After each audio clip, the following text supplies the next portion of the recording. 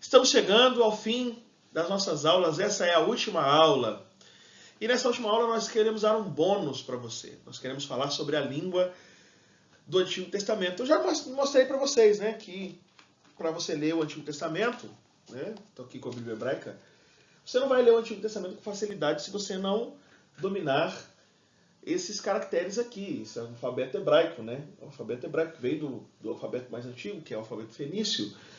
Esse tipo de letra é a letra quadrática, é uma letra típica para a imprensa, né? Uma letra bonita, um texto bonito, difícil de ler, porque é muito diferente do nosso alfabeto latino. Então nós vamos mergulhar na língua do Antigo Testamento. Espero que você goste da nossa aula.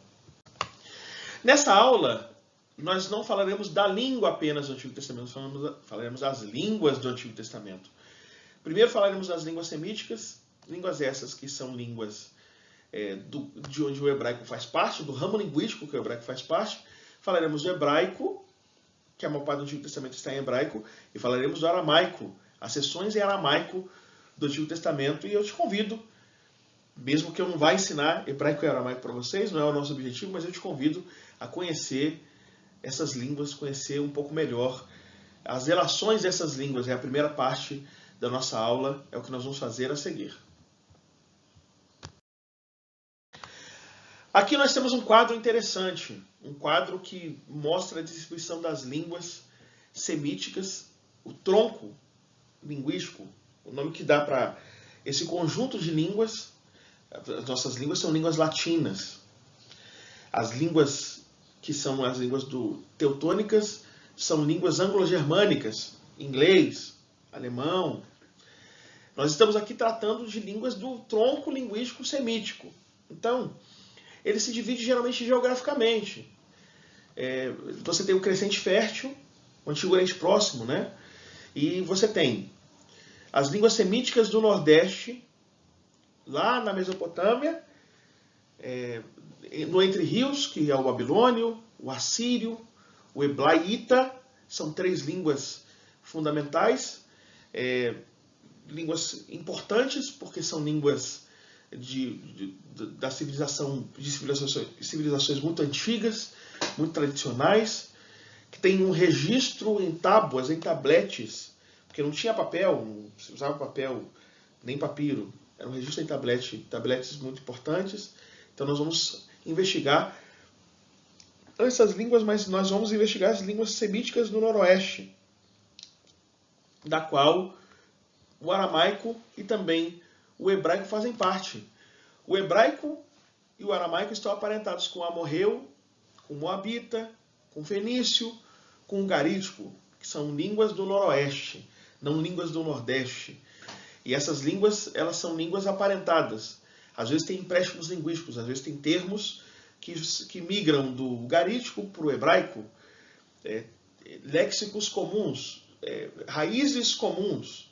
Então, é importante nós sabermos que essas línguas são aparentadas, e quem quiser aprender mais profundamente o hebraico ou saber o sentido de determinados termos, precisa mergulhar nas outras línguas semíticas do Noroeste. Nós temos as línguas semíticas do Sudeste, o sul-arábico antigo e também o etíope, e as línguas semíticas do Sudoeste, no caso, o arábico. São essas quatro línguas, o ramo que nos importa, nesse ramo linguístico que nos importa, nesse tronco linguístico, o ramo que nos interessa é o ramo semítico do Noroeste, de onde vem tanto o aramaico como vem o hebraico, as línguas que nós vamos estudar ou falar um pouquinho delas a seguir. O hebraico é uma língua cujas afinidades entre ele e as outras línguas da terra de Canaã são percebidas no Antigo Testamento, são indicadas no Antigo Testamento. Em Isaías 19:18 fala sobre o lábio de Canaã, ou a língua de Canaã. Então, a língua hebraica ela é reconhecidamente uma língua cananeia, ou uma língua aparentada, próxima à língua de Canaã. Canaã é a terra onde o povo de Deus se estabeleceu, Israel se estabeleceu, a Palestina. E as narrativas patriarcais de Gênesis, elas dão a entender que a família de Abraão não falava hebraico, que a família de Abraão falava aramaico, e que o patriarca e seus descendentes aprenderam um dialeto cananeu quando se estabeleceram em Canaã. Abraão e seus descendentes são peregrinos na terra, são seminômades, e de repente eles começam a se estabelecer na terra de cultura, e ali eles começam a aprender a língua daquele povo, que viram seus vizinhos, viram os povos que compartilham o mesmo espaço geográfico. Tem uma língua, e para se comunicar você precisa aprender a língua. E é o que acontece, o que a Bíblia deixa antever que acontece com Abraão, né? Deixa subentendido que é isso que acontece com Abraão, que acontecerá com o povo de Israel. Jacó dá o nome hebraico em Gênesis 31, 47, a uma coluna de pedra. Labão, que pertence lá às origens de Abraão, lá ainda continua na terra de onde Abraão migrou. Labão emprega para o mesmo lugar, para a coluna de pedra, faz alusão à mesma coisa, mas emprega um nome aramaico, que mostra que a Bíblia é bem afeita a essas diferenças linguísticas dá nome diferente às coisas de acordo com quem está pronunciando. Se quem pronuncia é um arameu, fala aramaico. Se é alguém que conhece a língua de Canaã, fala o hebraico. E para dar um exemplo vívido dessa escrita hebraica, eu mostrei a escrita hebraica nos moldes do que a gente tem hoje, né? É assim que se escreve hebraico hoje, pelo menos que se escreve hebraico de imprensa, né? Para imprimir livros. Tem outro livro aqui que mostra também, né? É um pouco, talvez seja um pouco mais claro, né? Essa letra quadrática, né? Ela é bem quadradinha, mas nós temos um registro, né? Em inscrições fenícias da época da monarquia hebraica, a pedra moabita, que mostra um parentesco entre o hebraico e o moabita, as tabuinhas ugaríticas, que são tábuas encontradas no norte da Síria. E o ugarítico tem nos ajudado a entender bem a língua, a literatura, a vida, por causa da qualidade, da quantidade de literatura em ugarítico. Mas eu estou aqui só apontando isso, essas inscrições, mas não adianta nada eu apontá-las sem mostrar essas inscrições, para você ter uma ideia de como era registrado o idioma hebraico na sua expressão escrita. É o que eu posso fazer a seguir. Pois bem, aqui nós temos um exemplo vívido de como era o hebraico. Se você olha o hebraico de imprensa, ele é assim, né? Mas você olha o hebraico na estela de Tel Dan, que é do início do século IX, e o hebraico é totalmente diferente. As letras são assim. Observem. Observem as letras na estela.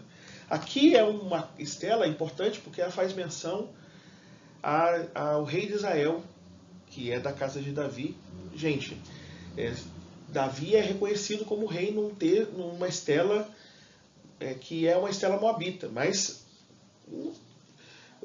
como não existe evidência da monarquia davídica, questiona-se até a existência de Davi, mas essa estela é uma evidência forte de que Davi existiu e de fato foi um rei importante. Isso não é uma construção meramente uma construção pós-exílica. Então, está aí registrado para vocês uma estela, uma pedra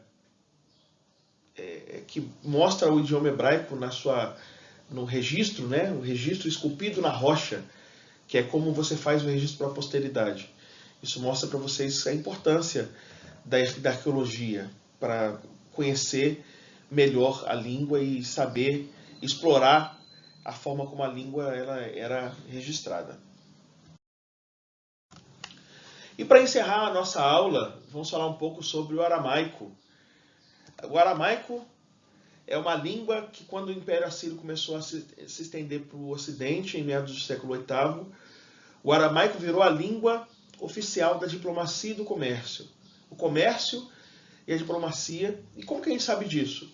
Sabe disso porque existem restos, evidências materiais arqueológicas desse comércio e dessas relações diplomáticas nas tabuinhas, nos tabletes, às vezes de argila, de barro, às vezes de pedra, às vezes recozido, às vezes não, que guardaram, conservaram essa escrita em aramaico.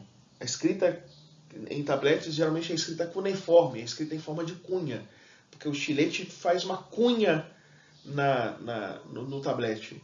E tem registros do idioma aramaico nesses tabletes mesopotâmicos, especialmente tabletes assírios. A gente também pode perceber que no auge do Império Persa, a segunda língua era o aramaico, se não, em muitos casos, a primeira língua dos povos do Oriente Próximo, desde o Egito até a Pérsia. Então você conseguia transitar numa larga faixa de terra, essa região toda do Crescente Fértil, conhecendo o aramaico, uma ferramenta que é como o inglês de hoje.